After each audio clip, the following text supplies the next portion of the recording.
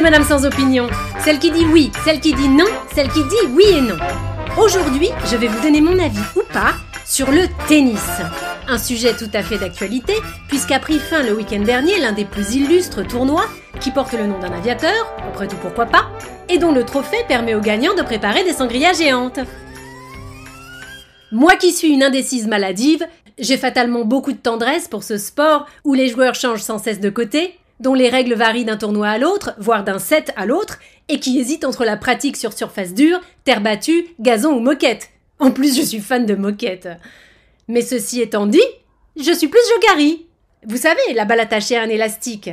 À ne pas confondre avec Yakari, le jeune indien Dakota et son fidèle poney Petit Tonnerre. Bon. Le Jokari, voyez-vous, j'y ai joué toute mon enfance avec ma cousine Géraldine. Et j'y joue encore. Bon, plus trop avec Géraldine depuis qu'elle a eu un accident d'élastique, soi-disant parce que j'avais tapé trop fort dans la balle, et qu'elle ne s'est jamais remise du surnom qu'elle s'est traîné toute son adolescence, soi-disant à cause de moi, de Géraldine Balboa. Bref, tout ça pour dire que je n'aime pas trop jouer au tennis, donc. En revanche, j'aime bien regarder. Voir ces gens courir pour essayer de rattraper une toute petite balle que le type ou la nénette d'en face fait exprès d'envoyer là où l'autre n'est pas, ça me rappelle quand je fais croire au chien de ma sœur que je vais lui envoyer son jouet d'un côté et que je l'envoie de l'autre, ce que, j'avoue, je faisais aussi avec Géraldine. Ah, c'est hyper distrayant. Mais bon, moi je ne regarde que de temps en temps, les matchs importants, comme les finales de Roland-Garros par exemple. D'ailleurs, ce que j'adore de ce tournoi, ce ne sont pas tellement les matchs, c'est que je peux jouer avec mes voisins. Pas au tennis, rassurez-vous, non. Mais je fais exprès de regarder des films de cul en mettant le volume à fond pour voir s'ils font la différence entre les grognements des acteurs et tristes et ceux des tennismen et women.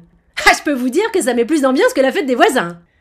Ceci dit, en dehors de la sonorisation, je trouve que le tennis d'aujourd'hui prend le même chemin que le porno. Et c'est un petit peu ce que je lui reproche d'ailleurs. Il est en train de perdre ses stars. Aujourd'hui, les joueurs changent tout le temps. Il y a tellement de turnovers qu'on n'arrive pas à mémoriser leurs noms. Alors que si on regarde en arrière, et qu'on soit fan ou pas, on a tous des grands noms en tête. Côté tennis comme côté pénis. René Lacoste, John Holmes, Steffi Graf, Brigitte Lahaie, André Agassi, Rocco Siffredi, la Cicciolina. Heureusement, il nous reste Federer, Nadal et Djokovic. Enfin, surtout Djokovic, qui a battu cette année le record de tous les temps. À un âge tennistiquement canonique en plus. Le mieux, c'est qu'il n'a pas l'air de vouloir raccrocher. Mais je vais vous dire, d'un côté, c'est tant mieux. Parce que si vous croyez qu'une fois à la retraite, il va se contenter de pondre une ligne de vêtements ou de pousser la chansonnette, vous vous fourrez le doigt dans l'œil jusqu'à la raquette. Le type a toujours voulu être calife à la place du calife. Il a réussi au tennis, mais il ne va pas s'arrêter là. Il va vouloir voir plus grand.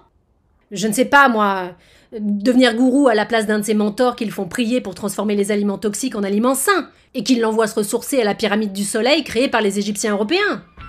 Ou alors président de la Serbie, peut-être. Comme ça, il pourra lui-même mettre en place ses idées révisionnistes et extrémistes.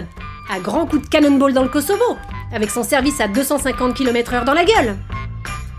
Enfin bon, je m'énerve, mais je ne sais toujours pas quoi penser. Je crois que pour me calmer les nerfs, je vais aller m'acheter un bilboquet.